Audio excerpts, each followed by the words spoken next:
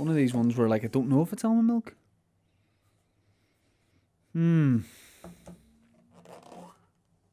It's a tough one to know. I might not chance it. If in doubt, sit it out. Sippers, welcome to the Tea With Me podcast. With me, Shane Todd. We may well include that at the start of the podcast, where I don't know if my takeaway tea has almond milk in it. It could be regular milk. And for the purpose of the podcast, if in doubt, sit it out. I'm going to sit it out. I don't know. Have we smell it and see if you think it's if it's almond? Because I only have almond milk, I don't have a... Hey, why is COVID such a big thing? Here, sniff the lid of my coffee. Sniff my lid. What are you thinking? Smells a bit milky. Yeah, and I've already taken a sip of it. So sippers, if this is a 3-minute podcast, we all know why. But listen, I'm just going to sit it out. And this is one of the first times I've done the podcast without tea, but we're adapting at the minute. That's what it's all about. That's what life's all about at the minute. Everybody's adapting. Everybody's learning new skills. And that's one of the things I want to talk about because my man, Rishi Sunak. Now, Rishi Sunak 100% sounds like somewhere in Turkey where people from Belfast go to get really cheap, like veneers put in and stuff, like 100%. It sounds like somewhere your uncle will go for a hair transplant. You know, he's been bald for years. He comes back with a quiff. And you're like, what are you doing? And he goes, mate, I'm just back from Rishi Sunak. Rishi Sunak sounds somewhere that I would definitely like to be. In Rishi Sunak with a couple of cocktails, just enjoying myself. Rishi Sunak. But unfortunately, Rishi Sunak is just a terrible guy. He is the Chancellor of the Exchequer. He's a politician, and he's basically said, which is he's basically said something like pretty offensive to a lot of people, which is mad because I think the government's handling of COVID up until this point, both locally and over in London, has been exemplary. If I'm honest, I want to say right now that I think Boris Johnson and his cabinet have done a brilliant job. I think they've handled it well. I think I speak for everyone when I say it's a good time at the minute, especially freelance people like myself. Mike, you loving it too? Absolutely. He's loving it. We just want to say to the Tory government, nice work.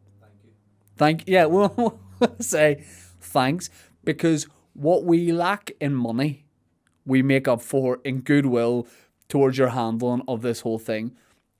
But a bit out of character, they have done something a little bit sly, and that is Rishi Sunak. And I think that undermines me being angry at this because his name is Rishi Sunak. Like, you can't be angry at Rishi Sunak because Rishi Sunak is fun. And also try saying it 5 times really fast. Rishi Sunak, Rishi Sunak, Rishi Sunak, Rishi Sunak. Rishi Sunak. But Rishi Sunak essentially came out, not as gay, he came out and he said musicians, people in that kind of industry, probably comedians too, should just retrain and go and do another job, stopping short of saying a real job. And then what's kind of funny is, and what 2020 is like he said that in an interview with ITV, and then ITV had to be like, oh yeah, he didn't actually say that, but the headlines were already out there, the tweets were already out there, and Rishi Sunak was just getting hammered for it.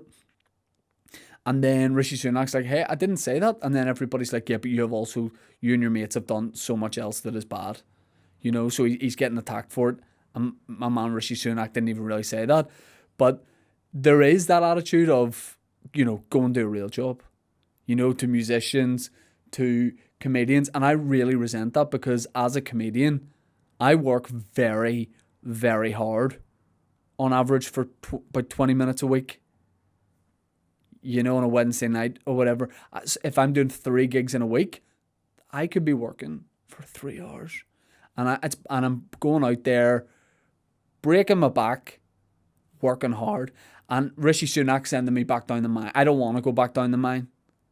Okay, because I've been down there. I've done manual labour before. My hands are scarred. I'm only joking. I just worked in a call centre before.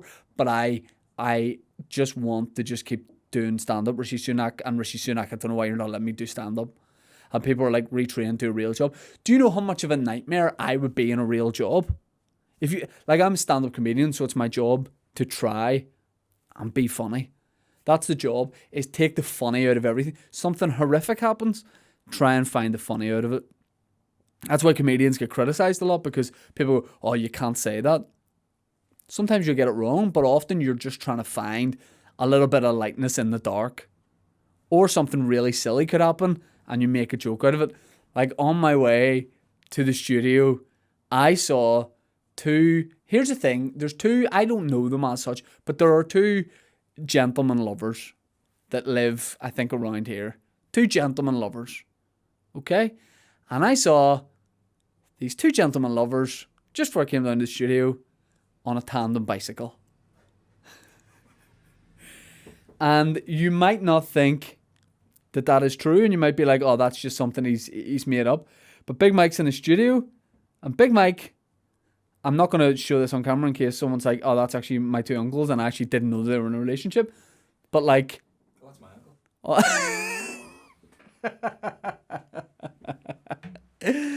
Big Mike's uncle and his friend. Look, comedians, we sometimes work hard for laughs, but then sometimes we see two gentlemen lovers on a tandem bicycle, and the key thing is in matching luminous jackets. Here's the thing, if you're on a tandem bicycle, wear different clothes, because if you're just two men on a tandem bicycle in the same outfit, I can't go on with my day. I can't do anything. I can't go home and look after my son, because the whole time he'll be, cooing away, and he'll be like giggling and stuff because he's just a wee baby. And I'll be smiling back, but my head's not there. My head will be thinking about the two gentlemen lovers. I think they could just be very, very good friends. But I'll be thinking about them in a tandem bicycle, because that is the point their relationship is at, where they're like, I can't cycle without you. Why do you think that they're gentlemen lovers? What? Just regular guys? Why do I think they're gentlemen lovers? Because I think it has been, yeah. In a way I'm making an assumption, because it has been pointed out to me before, and that is a sign that, a lot of places in this part of the world are still catching up. In this, if you want to say country, if you want to say island, if you want to, whatever you want to say, there's definitely been an outdated attitude towards the notion of two gentlemen being lovers, and it has been pointed out to me before that they are two gentlemen lovers. Someone has said to me before, they are the two gentlemen lovers. Now, this was a long time ago, so it wouldn't even be pointed out now, but this was back in the day when people would point it out. And the reason I know they're gentlemen lovers now is because they have a tandem bicycle. And there is something about that was so beautiful to me. I only took a picture of it to show you. I'm not obviously going to post that or anything like that, but it's just to show you that while there is madness in the world, there is also beautiful things happening too. Like, seeing that gave me so much joy in my heart that it made me for a minute not think about Rishi Sunak. I don't want to hear about Rishi Sunak telling singers, go work in a totally different job. I want to see gentlemen, lovers or not, getting on tandem bicycles. Because you can't be really annoyed at anything if two guys go past you on a tandem bicycle. It's a nice moment, and it's two people literally working in sync. But Rishi Sunak, what he actually had said was people in all walks of life might have to retrain and go and do a different job. And part of me understands that, but then he can't say that because his government has handled this really badly. So it's because of his friends, his mates that he works with, that we would have to go and get different jobs. And I've never thought about I've never really thought about what would I do if I had to get a job, because I've worked jobs before since I was like 15, 16. I've been on the dole before for a couple of weeks. We used to take in a wee book, and they go, what have you been doing? And you're like, oh, just this here. And they're like, mate, I really don't care. Here's your 50 quid or whatever. So I thought what I would do is, in case I do need to get what the Tory government would probably call a real job. I thought I would look at some weird jobs around the world that I could potentially get. So, number one on this list of weird jobs I found that I could potentially do is a professional pusher. Japan is indeed a hard-working nation. It makes sure that all its people reach work on time, and that's why Japan has employed people to push others onto trains so that nobody is late for work. Now, this is imagery that we've seen before.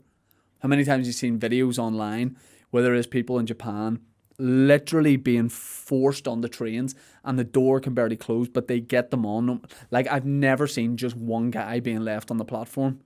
They're like, no, everybody's getting in. And I remember reading something that said some people in Japan, if they're going on a really long train journey and they're going to be like boxed in like that, they wear adult nappies. And that I'm not making that up. That is actually a real thing, and that's terrifying. Because on a TransLink train here, you know, if someone's within, even before COVID, if someone's within 2 feet of you, you're going to tut. You know, we don't like people being packed into trains, but in Japan, they love it. Could I see myself as a professional pusher? Yeah. I like pushing someone in the right... Pushing someone is enjoyable. If it's a friend, you know, like playful, you know, just a playful push when you like, you know, you're like, shut up and all, you just give, like when one of your mates is like, here, what are you doing? We should go down to Halfords and look at tandem bicycles, and you're like, shut, you know, you just give them a little shoulder push. I like that. I like, you know, whenever you're playing football maybe and you get into a little bit argy-bargy with someone and you know, the 2-hand shove, that's enjoyable. I haven't done one of those in a while or been given one of those in a while. But pushing is enjoyable. Like punching, I wouldn't enjoy. I wouldn't ever like to hurt someone. But pushing someone onto a train, yeah, 100%. I could do that. And the guy in the little Japanese, and I'm not. And by the way, when I say the little Japanese man, I'm not. I can see that compared to other people, he is not that tall. And that's not me saying Asian people are small, but that's me saying that this guy I'm looking at in particular is a small man. But he's got like a wee pilot's hat on and white gloves and a full suit. And I like that he's a professional pusher. You would think in that job you'd wear your own clothes, but he's got all that gear on, so I would like that. Number 2, rental boyfriend in Tokyo. So hey, we're still in Japan. If you have the money, finding a boyfriend is easy as it gets. I don't really know what professional boyfriends do, but it sounds like fun. A rental boyfriend. I don't like the idea of being a rental boyfriend, mainly because I am an actual husband. So I don't think my wife would be delighted if I was like, I'm away to work here. Where are you going? Oh, just over to be a rental boyfriend. I don't think that would go down well. Rental boyfriend, though, does sound like an indie band that would have played Queen's Student Union whenever you were younger. I'll not read all these out, but number 4, professional sleeper. I could be a professional sleeper. Professional sleepers doze off while scientists conduct research on sleep disorders. This has to be undoubtedly the most comfortable job on the planet. No, that's not for me as a job if I had to get a real job, because I don't like the idea of people watching me sleep. Is this the thing? Do other people not like this as well? The idea that somebody, because you're vulnerable when you sleep, especially the way I sleep. Vulnerable, you know, I sleep in a very vulnerable way, like very much fetal position on my side. But I wouldn't like that, because I even remember whenever I was staying in an airport hotel in London, and it was like Heathrow or Gatwick, and it's a wee Japan. This all comes back to Japan. It was a wee Japanese hotel, in the airport, and it's called like. I nearly said it's like this, but I know it's not this. But it's like, right. It's the hotel is called something like Yo Sushi, but I know that it's not Yo Sushi, because I know London airport. I just need to cover myself here for legal reasons. I really hope it is something like Yo Sushi. What do you mean a Japanese hotel? It's called the Yotel. It's a Japanese owned firm, and it's called Yotel, as in like hotel. But this is a hotel in the airport, so it's actually in the airport. I like staying in the airport because you literally roll out of bed and you go through your security gate. You don't have to, when someone's like, we'll stay in the hotel airport, but it's 4 miles away and you got to get a shuttle bus, and the shuttle bus isn't there, and then you got to get a taxi, and then it's stressful. And you may as well have stayed in the city.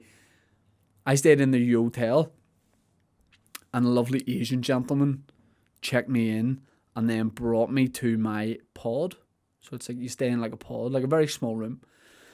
And true story, if anyone has stayed here before, you'll know this. There is a hatch at the front of the room. So on the door, there is like a 1 foot by 1 foot glass screen. And it has like a adjustable thing where you can like look in from inside.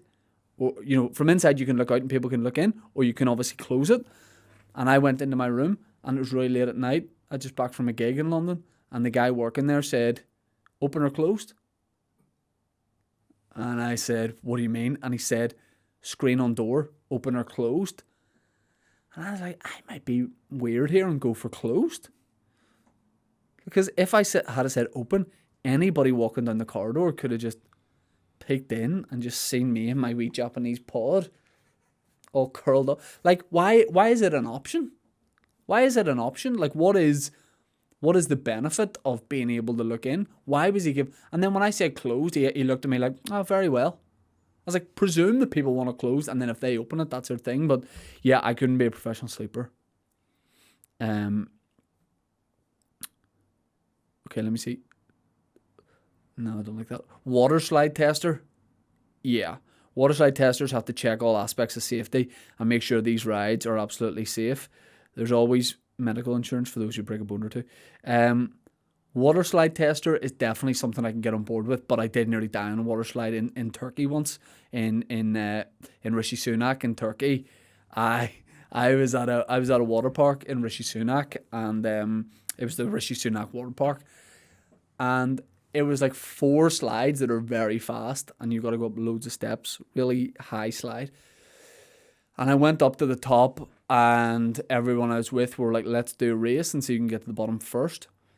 The slide I was on, I'll try and describe this well. It was like a tube. The slide was like a tube for about 20 feet, and then it opened up into a half tube. So just your back was on the slide and it was open air. But the start of it, it was like a tube that then opens out, if that in any way makes sense. I wanted to win the race so badly that I pushed myself off from the wee top bit you hold on to. But I pushed myself off that fast that my back left the slide, because obviously gravity keeps your back down. Does it? Or is it gravity? I'm not sure. But I lifted off to the point where the tube opens, like, you know what I mean, like this. I hit my forehead on the bottom bit of the tube that was open, and I came to when I was in the wee pool at the bottom, and all the lifeguards were blowing their whistle, like, you need to get out, and I was like, I thought I died, and they were like, you need to get out. So I don't think I would be a good water slide tester. And then also once I was in Florida, I went down a slide. My mum insisted that I wore armbands, and I was actually a champion child swimmer, which is true. Not like I did a couple of galas when I was younger, and for some reason I had to wear armbands even though I could swim. It was so embarrassing. And I hit the pool at the bottom, and one of the armbands came off, and I was very calmly swimming to the side to grab the armband and then get out. But I was obviously swimming to do this, and a guy who's clearly a lifeguard but has never had to go in before was like, this is my moment.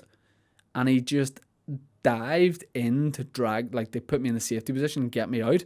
But it was a small pool, and when he dived, he just basically landed on me and absolutely wrecked me. So when I came out, I was crying, and he said to my mum, he was like, there's your boy, and he was like, he's upset, he can't swim, he lost his armband. And I was like, when are you crying because you fucking fell on me, you fat piece of shit? So I wouldn't like to do that. Chicken sexer. I could be a chicken sexer. A chicken sexer's job is to identify the gender of a baby chicken. That's about it. It feels like an easy job. I wouldn't mind it. But then I don't like the idea of, just assigning a gender to the chicken without first speaking to the chicken about it. I don't like the idea of me saying, you're a boy to the chick, and it's like, with his eyes. It's like, no, you're wrong. So I don't like the idea of assigning genders to chicks, basically. Pet food taster, no. Professional mourner, like at funerals. Yeah, it's a bit of me. We'll do one or two more. What the fuck's that? Last one. Wrinkle chaser. A wrinkle chaser says it all. Wrinkle chasers make sure there are no creases on shoes when they're whisked out of the factory. How else would those high heels look so classy? I mean, that is potentially the sassiest job of all time. I'm a wrinkle chaser, darling. I'm chasing the wrinkles. What does that mean? I'm looking at heels, darling. If there's a crease, it won't leave the factory. I would like to be a wrinkle chaser, 100%. Wrinkle chaser is going to be the name of my next stand-up show. Just chasing those wrinkles. So yeah, fair play, Rishi Sunak. I've taken your advice on board, and I'm looking at other potential careers. But it is quite funny that Rishi Sunak might have not actually said that. Everyone's like, you did say it. And he's like, I didn't. ITV have deleted their tweet. And everyone's like, I know, but you still said it. He said, oh yeah, I went to look on NME for the actual article there, and it says this page doesn't exist. So they all had to take it down. But that, in a way, that is, I don't really have sympathy for government at the minute, but that kind of is the way it is at the minute, where someone will misquote a person slightly, and then There's going to be a headline tomorrow. Shane Todd says all tandem bicyclists are gaylords. I'm not. No, let's be clear. I'm not saying anyone on a tandem bicycle is gay. I'm saying that tandem bicycling is maybe not the straightest sport in the world. But then again, is any form of cycling very heterosexual? Is it? As a guy who rode a bicycle every day up until he was 21 and passed his driving test, I didn't think I looked particularly cool doing it. You know, I didn't think I looked masculine doing it or anything like that. So at the end of the day, I think if we all cycled about a little bit more and had a bit of fun on a bike, I think there'd be less prejudice in the world. So yeah, I'm happy to go with one of those jobs. Or if there's just jobs I don't know about that people do, because sometimes you see the worst jobs of all time. Like I've seen that documentary on Channel 4. Think what do you call it? Timmy Mallet? No, who's the guy that does Time Team? Not Timmy Mallet. Tony Mallet. No. Tony Soprano. Yeah, he did a documentary like the worst jobs of all time. It was like Victorian jobs when they went down wells and all that kind of thing. Fuck that. If I didn't do stand up, what about if the government were like, you can't do stand up anymore, stand up's banned, gotta get like a real job, and I was like, alright, no worries, and then just relaunch myself as a musician. Because, even though music gigs aren't happening, it would be nice to say that I've done it. I always dream of, like, obviously I do MCPs or sometimes, so that might be fun, but I don't know. I'm just gonna keep doing stand up. I'm just gonna keep doing it, I think. I mean, maybe I won't be able to, and then I will have to get some sort of other job, but if there's creases to be found, I'll chase them. I mentioned Victorian jobs there, and then there's a link at the bottom of this to 56 delightful Victorian slang terms you should be using. See, this is what I'm all about. Bringing old phrases back, bringing words back. Like Christian Nairn, who was on the podcast earlier in the week. By the way, what a great episode.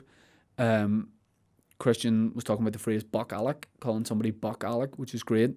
And then today I said, using any more new phrases? And he said, I've started calling people a goat again.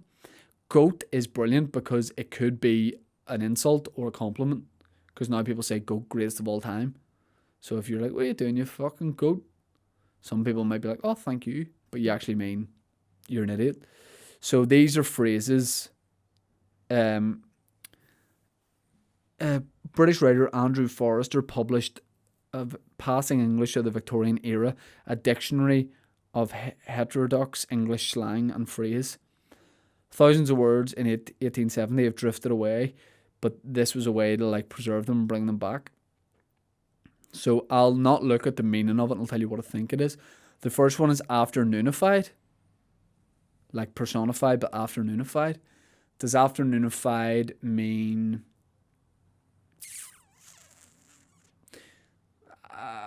no, I don't know what it means. A society word meaning smart. For example, the goods are not afternoonified enough for me. I mean, I enjoy saying it, but I don't get it. You know, I don't get it. Like, if I go to a bar and then I leave and then people text me, like, mate, where'd you go there? I say, sorry, mate, place wasn't afternoonified enough for my liking. Afternoonified is fun to say. I like it. Orphan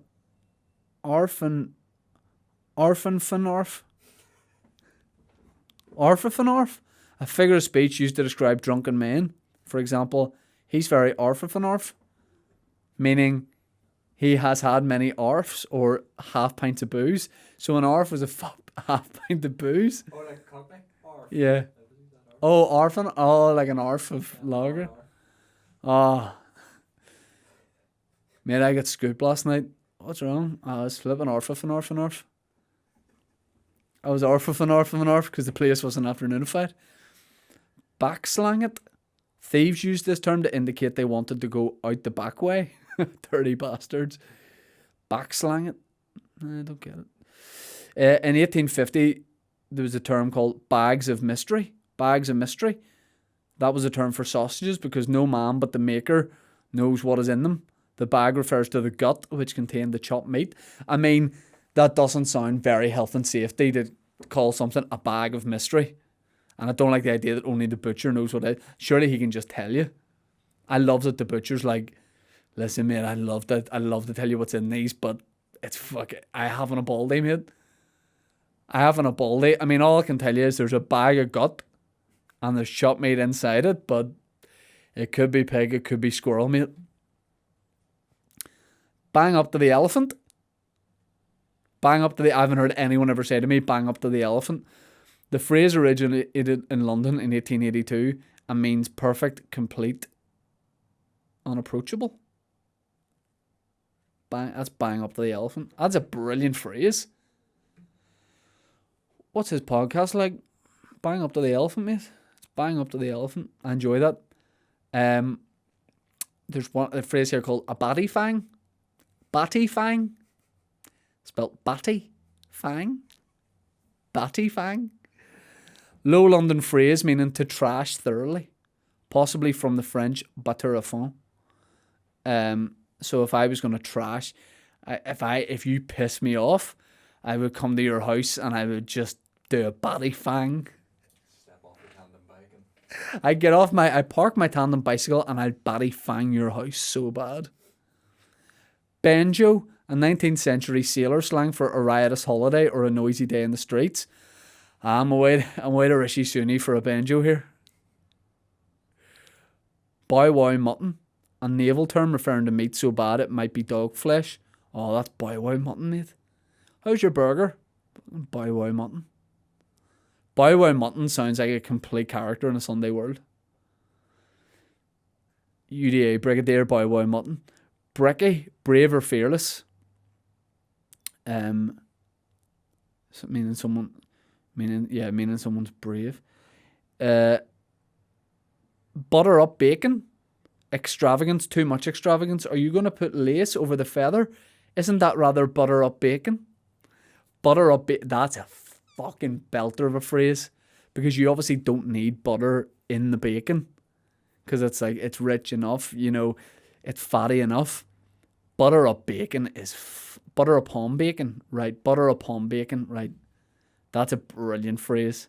The next time I'm doing like a big show, like a big stand-up show, and I say, listen, have we got the gold curtains? And they say, yes, we've got your requested gold curtains. And I say, I want my microphone to match. I want the microphone lead to be gold also. I want someone to turn around to me and say, but is that not butter upon bacon? And I will really enjoy it, and then I will slap them. Church bell, a talkative woman. You can definitely hear people saying that. She's a fucking church bell, mate. Chuckaboo, a name given to a close friend. Oh my god, that is cute. Hey Chuckaboo, that I'm bringing that back 100%. I'm calling everybody I see today for for the next 4 hours, chuckaboo. I go to the garage. He's like, yes, mate. I go, yeah, diesel and pump 9 there, chuckaboo. What'd you say? Diesel, pump 9, chuckaboo, thank you. And could I have diesel, full tank of diesel, and then could you just give me like 6 litres of diesel on the side? And then he's going to go, but is that not butter upon bacon? And I'll go, let me see.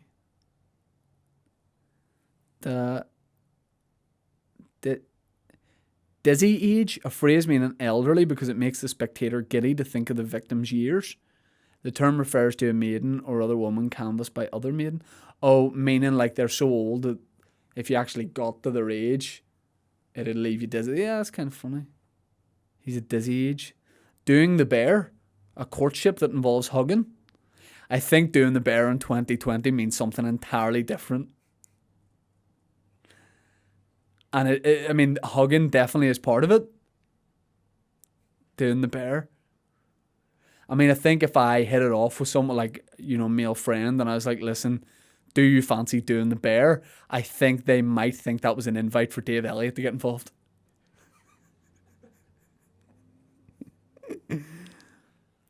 Another phrase is, don't sell me a dog. Popular until 1870, this phrase meant, don't lie to me. Apparently, people who sold dogs back in the day were prone to trying to pass off mutts as purebreds. Here, don't you sell me a dog. Sold a pup. Sold a pup? Sold a pup. You've been sold a pup? But that sounds cute. Pups are cute. And sold a pup? I've never heard that. Don't sell me a dog. Listen, don't sell me a dog here. A door knocker is a type of beard formed by the cheeks and chin being shaved, leaving a chain of hair under the chin and upon each side of the mouth, forming a moustache, something like a door knocker. Craig David had a door knocker back in the day.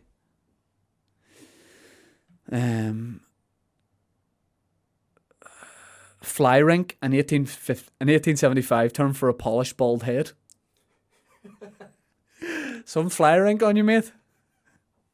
Do you want to hug the bear? A gal sneaker is a man devoted to seduction. I'm a gal sneaker, darling. Giggle mug, a habitually smiling face. Alright, giggle mug. Your dad has definitely called someone a giggle mug. My dad's called someone a giggle mug, definitely, yeah. In fact, that's his name for me. Ma-fucking, an excellent word that means getting rowdy in the streets. Ma-fucking. You're going ma-fucking mental on the streets. If something's absolutely preposterous, you say, make a stuffed bird laugh. Right. Oh no. This 1883 term for a policeman is so much better than pig. Mutton shunter. Mutton shunter. Mutton shunter does sound very dirty.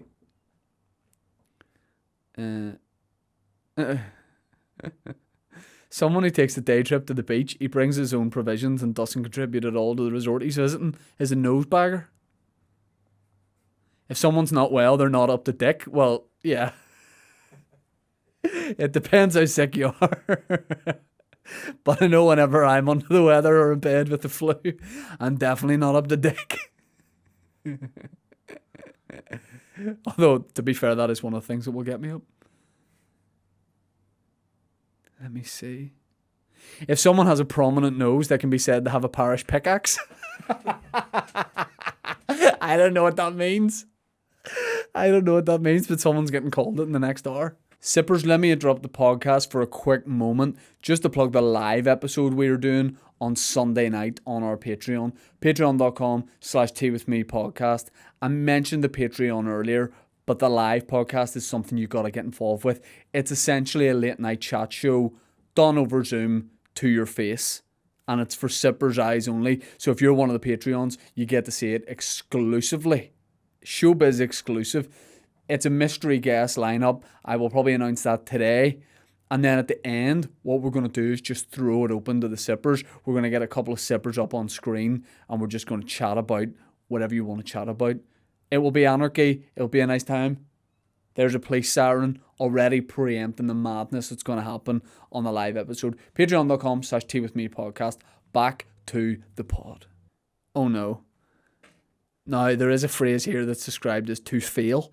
This phrase takes its rise from rifle practice, where the bad shot misses the black and white target altogether and shoots into the earth butt, and it's known as shoot into the brown. So if I was to say to someone, do you want to hug the bear and then shoot into the brown? Actually, that would mean, do you want to have a hug and then we could go to a shooting range?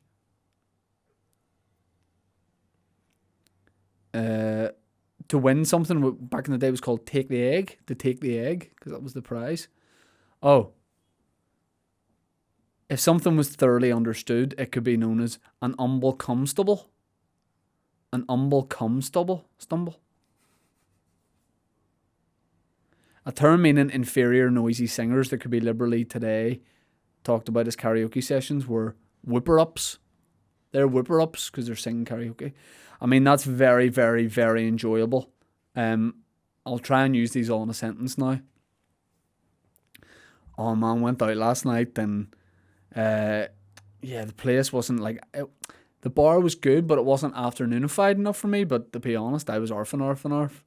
And yeah, listen, I would have been more drunk, but I'd lie in my stomach because I had a few bags of mystery beforehand. Well, they were nice. They were bang up to the elephant. But like to be honest, I lost a run of myself and started throwing things around the bar, and I actually went into the toilets and batty fanged. Yeah, because I was on my banjo, so I went nuts, and I had some food there then, but it was bow wow mutton, and I was like, should I keep drinking? But I thought that would be butter up bacon, and I was pissed off because I had a church bell in me here. Oh no, I shouldn't say that. She's a chuckapoo. But she's a bit older than me. She's a dizzy age. But then I left. I went to, let's just say, a different bar on another side of town, and I was doing the bear before I knew it. I swear to God I was. Do you not believe me? Listen, I'm not selling you a dog here. No, it was the fella I was with. He had a door knocker, and a fly rink, and he was enjoying himself because he had a giggle mug the whole time, and I mean, listen, me and him went out after closing time and did a bit of math ficking. And then we actually got scooped by a mutton shunter. And then we were in the cells all night, and in the morning he asked me if there's anything else I wanted, and I just had to be straight with him and say, listen, I'm not up to dick here. And he said that was a real shame.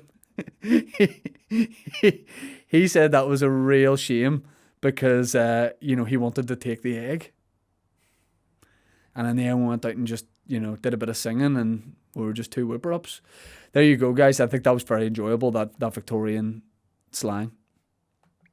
So maybe that's what I could do. Maybe I could translate modern day English into Victorian slang. Very enjoyable. We have a load of questions here from sippers, and I'll go through them now. What are we like for time there? We've done 40 minutes, okay.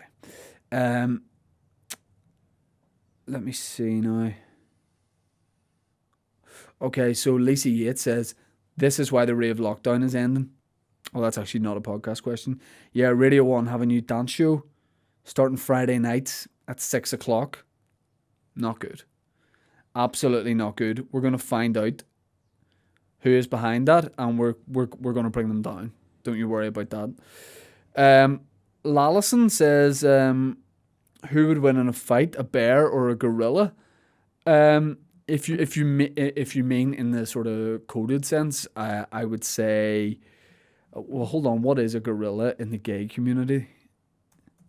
Gorilla gay slang.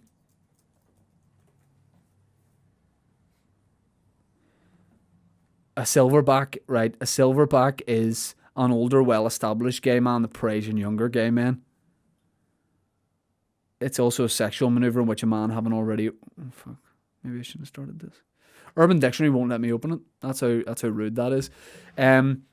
If we're talking like a straight up fight between a bear or a gorilla, probably a bear, because I think gorillas are meant to be dead on.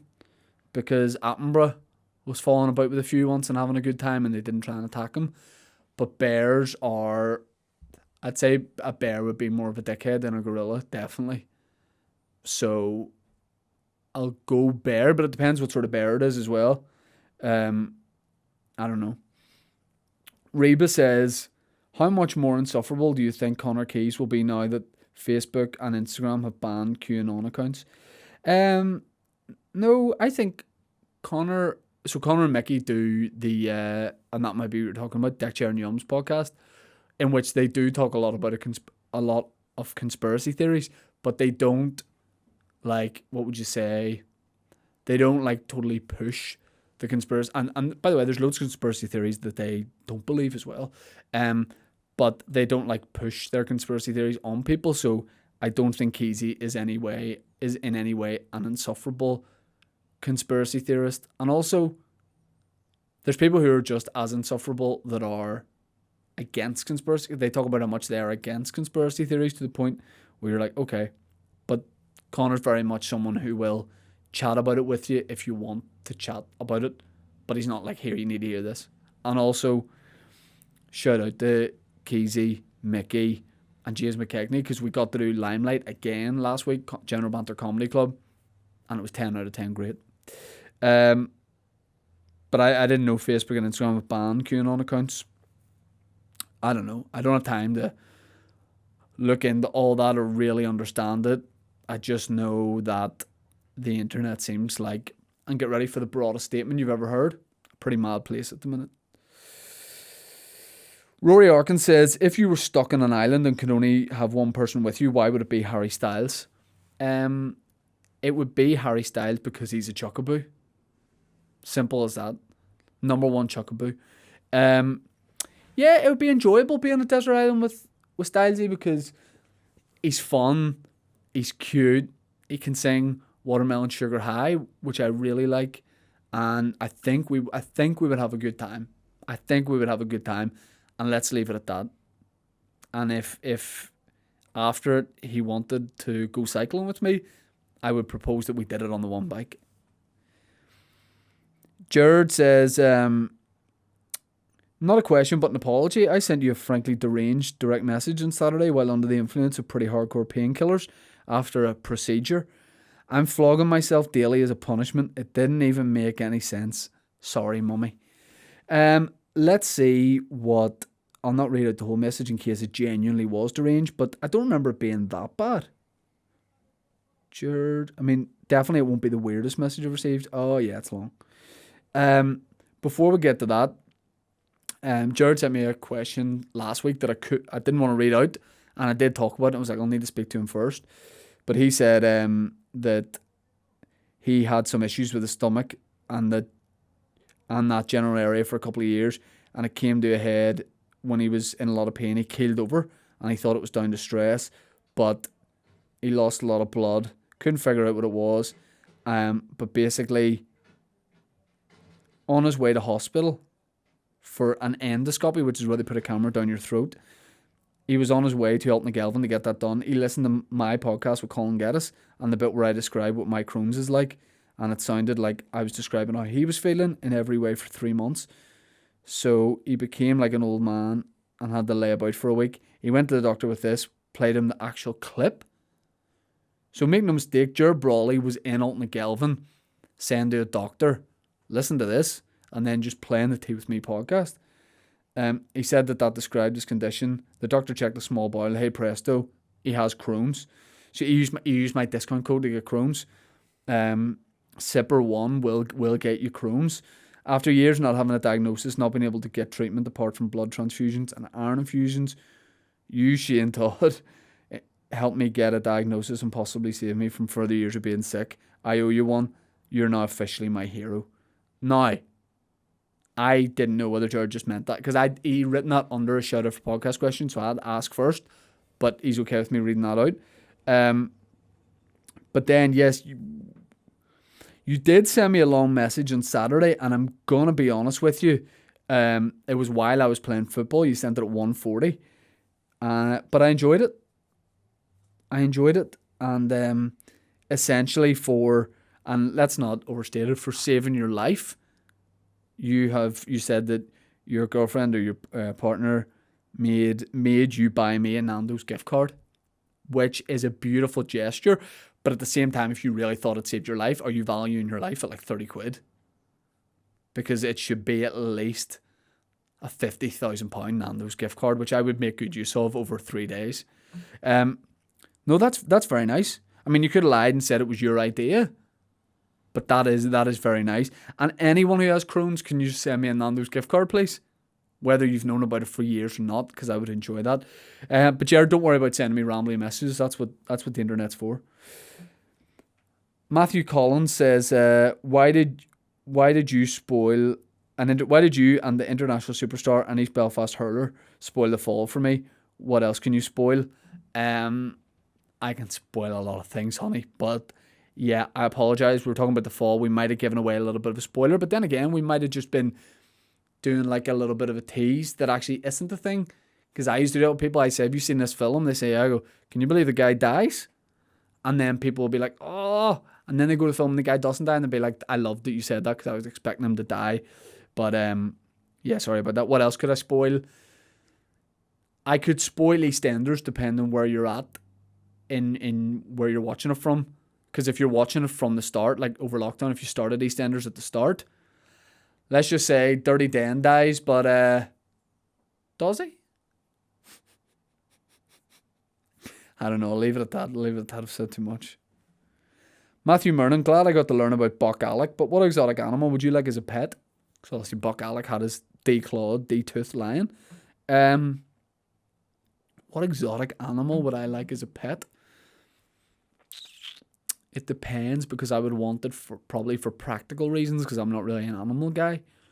So maybe I could see myself riding on an animal's back to get to places. I think that would make a real statement, but not like a horse.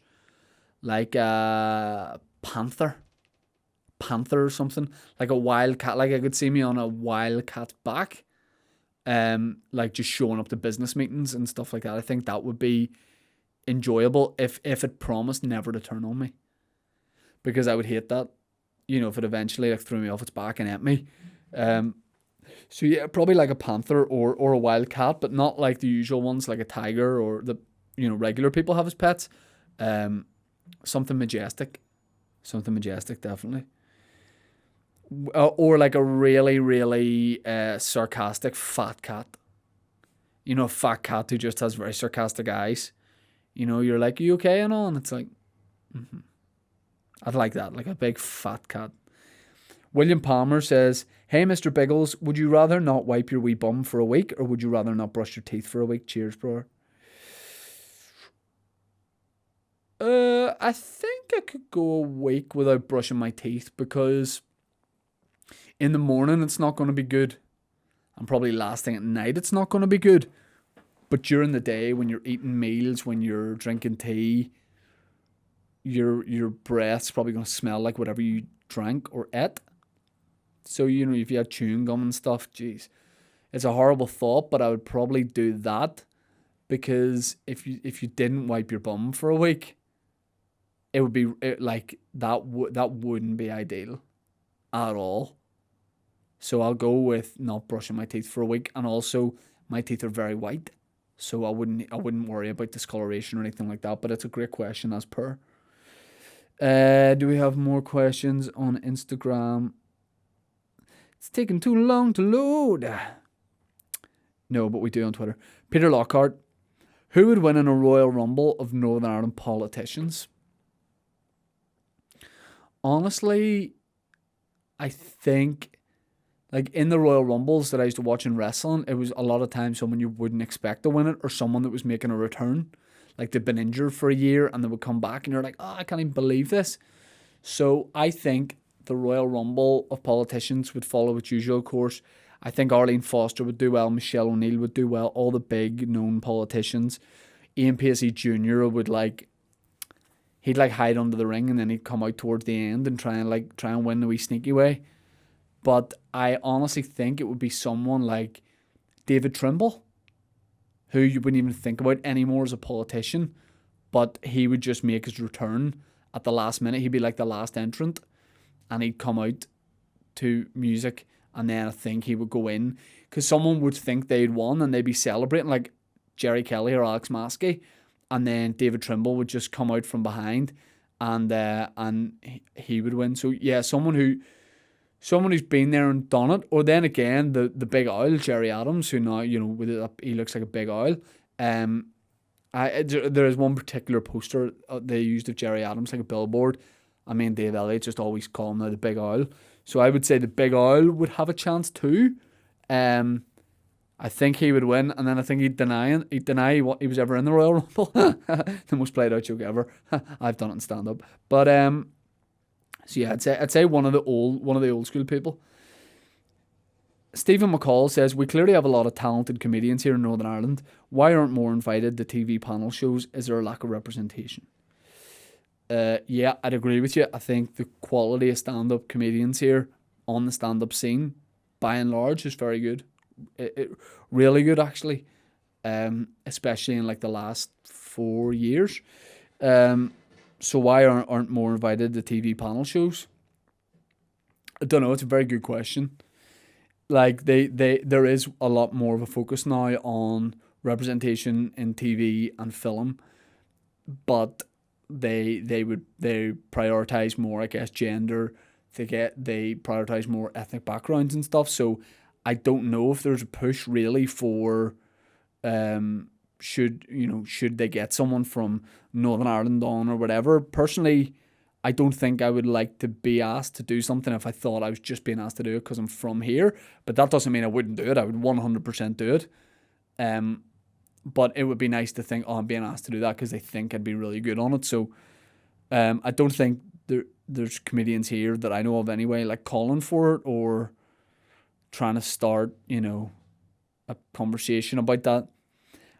I don't know. It's a good question. I think on the likes of, say, Mock the Week or Would I Lie to You or QI, I think there are comedians from here that would do really well on it. But I don't know. We're kind of our own little scene here, which is good and bad, even to the point where comedy clubs here will get Dublin comedians on the scene there down to headline, but it doesn't really. I don't really think it works that much the other way. A little bit, but we have just our own scene, and I love it. But it would be good. Of course, it'd be good to do more stuff. Like I did a show this week, Stand Up for Live Comedy, which was BBC 3 online, and then it was on BBC 1 on Monday night. And that was brilliant because it was the first main BBC thing that I've done. I've done a lot of stuff for BBC Northern Ireland, which obviously gets shown here, but that was the first big thing I've done. And the best thing of all time was Nick Knowles, DIY TV presenter guy, was like, "Hey man, you stole the show, enjoyed it, keep up the good work." I was like, "Fuck!" That's so funny to me that Nick Knowles was like, "Well done, player." Then I followed him on Twitter, and I was like, I'll send Nick a message here when he follows me, and I'll say, like, "Nick, thanks for that, mate, appreciate it." And Nick he didn't follow me or anything. He's just like, "I'm going out of my way to let you know I enjoyed it, but don't contact me again." And there's something I really liked about that, but that was on like the main BBC, and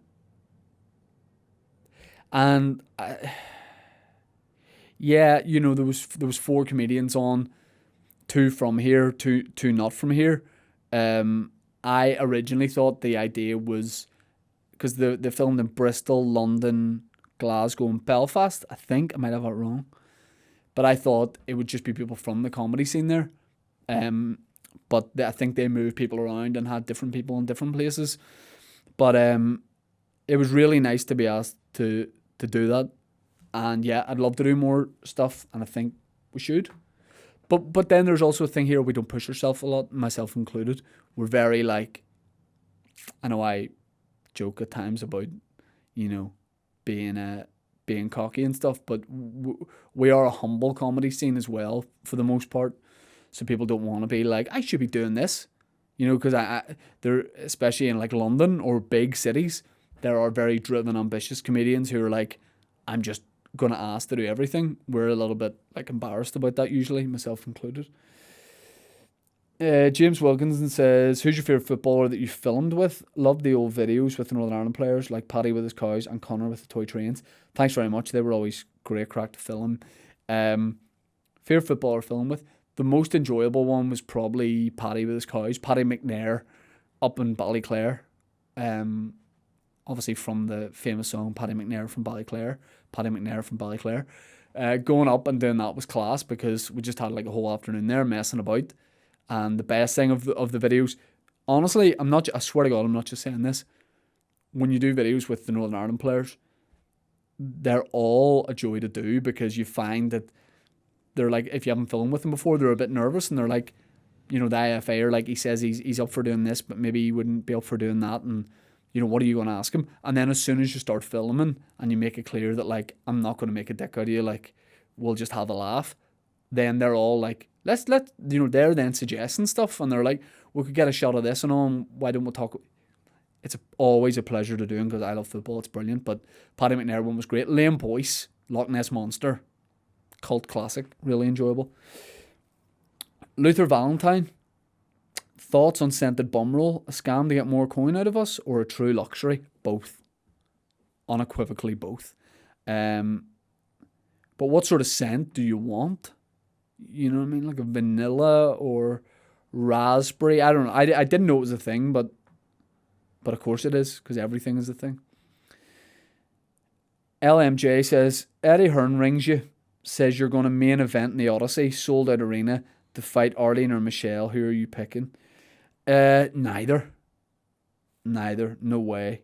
I don't think it would be enjoyable either way because it would never be enjoyable to be violent towards a woman, and it wouldn't be enjoyable if Arlene or Michelle kicked the shit out of me. So no one wins. Well, they would probably win, but no, I wouldn't enjoy that. I'd prefer to just do stand up. P says, what time is it? At the current time of recording, it's 4:15. Gary Crawford, do you think Harambe was justifiably killed? He was that gorilla, wasn't he? Who there was a baby in the pen and then in the zoo thing, and they were like, I don't think he's going to hurt her, but should we? I mean, yeah, if it was my baby, yeah, I'd be thanking them for doing it. But at the same time, heartbreaking because Harambe was just seemed like a real nice guy. So justifiable, yes. Tragic, yes. Jamie McKevitt, do you think you could do a better job at centre back for Man United than Harry Maguire could do? Sometimes I think it could, but then other times I realise that I can't really play football and they bought him for 80 million quid. So probably I couldn't do a better job. But I think it would be banter, like if Man United named me in their starting team for a Premier League game. I think I would have a lot of fun that day. Like if they rang me up and they're like, do you fancy it? I'd go, yeah. So it would be something fun. Just Jade says, if tea was wiped off the planet, what would be your next beverage of choice? And would you rename the podcast with it? Coffee with me probably exists. I would probably just go for coffee next. But if tea was wiped out the planet, I think I'd be like the captain on the Titanic and I'd go down with it. I think I would just go down in a delicious sea of tea. And it'd be a nice way to go. Hazel says, will you be allowed to go out trick-or-treating this year? I don't think so. Oh, that's sly. The kids probably aren't going to be able to trick-or-treat. See, one year whenever I went trick-or-treating, I remember making 25 quid and I was about 4. And it was the best time ever. Although there was times too when you were young and you had like a big mound of shrapnel, like 10p, 2p, 20p's, and you had a full thing of it and you thought it was about 6 grand. And then your dad counted up for you. He's like, you made £4. They were great times, but no, I still will go out, but I'll just be using a card reader this time. And I don't use a mask or anything. I go out and I say, Justice for Harambe, can you donate? And then people, boop, hit the pin and it's just straight into my account. Mark Graham says, when are you joining the Waffle Irish League football podcast? Unfortunately, I'm not. I might do an episode with them, but we have talked on this podcast before, or we've been asked to do an Irish League spin-off, because we always get asked about the Irish League. So we might do a small run of episodes about the Irish League, but hopefully we can be a friend of the Waffle podcast and not an enemy. Andrew, and if we were enemies, we would have to settle it by a game of five-a-side at midnight some night in Tesco car park. Andrew McQuillan, what's the meaning of life, and are we alone in the universe? The meaning of life is to live, laugh, love. Live, laugh, love. And are we alone in the universe? We are not. Because the Lord Jesus Christ is also with us. Daniel Toll says, Daniel Toll's cheeky. He says, was Paddy Ralph upset you were on the stand-up for live comedy gig after you copied his Nigel character? Yeah, probably. And I want to publicly apologise. So, I don't know. Yeah, I would say so. But look, I've apologised. The Mike McGoldrick character, he might not be coming back. But yes, was he annoyed? I don't think so. But to be honest, at that gig, I wouldn't have even noticed if he was, because I was a cheeky. I was a boy at a birthday party who is allowed to drink a can of Coke at the birthday party, and then says he hasn't had one yet, so he gets a second one and then a third. So I was like a wee boy at a birthday party waiting to go on. I was giddy. I was probably laughing at my jokes more, or if not as much, as the audience. And some people hate that, right? Why are you laughing at your own jokes? And I'm like, hey, baby, because good stuff. So I was having a good time. So I don't know if he was annoyed about that, but it's certainly something you could ask him. I'm not too sure, but yeah, I stole the character, but I basically there was a legal action that I lost, so I now have to pay maintenance for that. I pay $8,000 a month basically to lease the Mike McGoldrick character, which is fun because I rent them, and then after 4 years I have to decide whether I want to buy McGoldrick outright or trade him for a different character. I'm not too sure. But you're a very cheeky boy and you know that. Johnny Dempster says, if you could be a fly on a wall, what wall would you choose? Fantastic question. I would choose the wall. People are like, what about the Oval Office? I'd like to see how they make... I'd like to be in a room where people make TVs or like talk about TVs, because I just realised the other day I don't know how TVs work. Like how does a picture be on your TV in the house? Like what's the technology to get a TV on, if you know what I mean? Like radio too. Like I know it's waves or something, but how does it be on? The needle grabs the sound from the grooves. Yeah. We watched a documentary on that, didn't we? It was a Rory Scovel stand-up special about how microphones work, needles and grooves.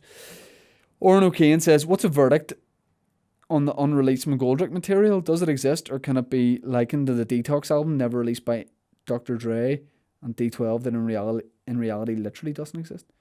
Was there unreleased McGoldrick material? Hello, Oren, I said hi, still recording. Oh. Well, you can say, Mike says hi. Was there unreleased McGoldrick? I that totally escapes me at the minute. It could be Nigel. Probably did something that was really terrible. Yeah. Oh yeah, has there been a sketch I filmed that's been wicked that we just never released? Maybe not as McGoldrick. Did a Podcast episode the day 2 hours. the day lockdown happened, really? Remember we did it, redid it, and then decided never to Yeah. show it the light of day. Because we were so scared about what was going to happen. Yeah. I don't actually know. I don't know. It could have been somebody else. Patrick Quinn, final question. What's been your most beautiful moment as a father so far?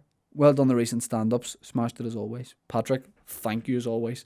BGIC, Bijic, Belfast Guy in China. What's been the most beautiful moment as a father so far?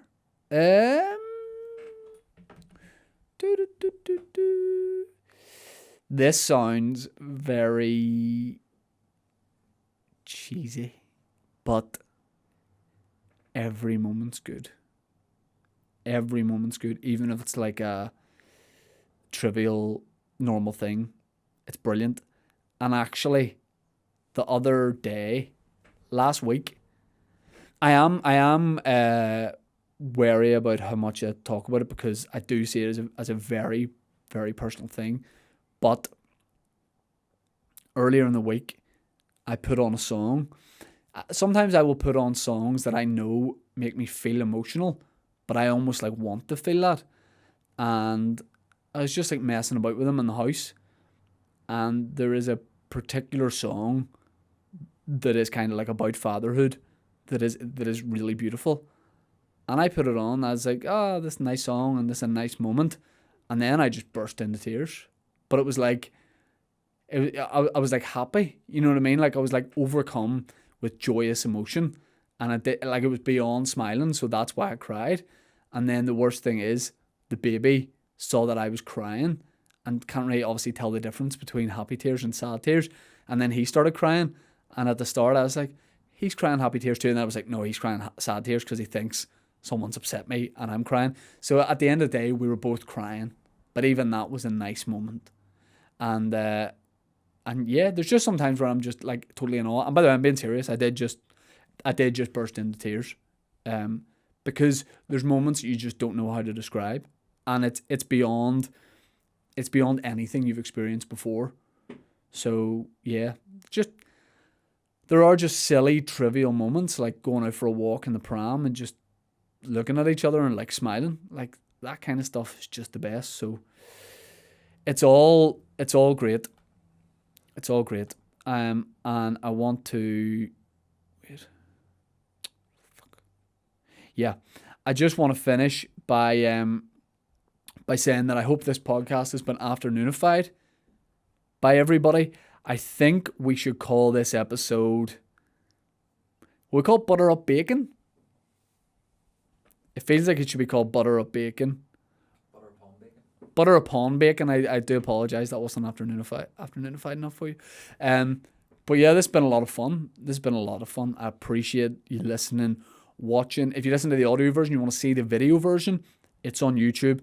It's put up there by michaelfoster.tv, and weirdly, that is his name. His first name, all one word, is Michael Foster, and his second name is .tv. Middle name dot. Middle name dot, like Dot Cotton. Oh, Jim. And that's just what it is. So thanks very much for listening. Patreon.com/teawithmepodcast. You want to support the podcast, get the bonus episode on a Monday. Check out the live episode. It's going to be a lot of fun. We're doing that on Sunday night. Sippers, thank you very much. Goodbye. God bless.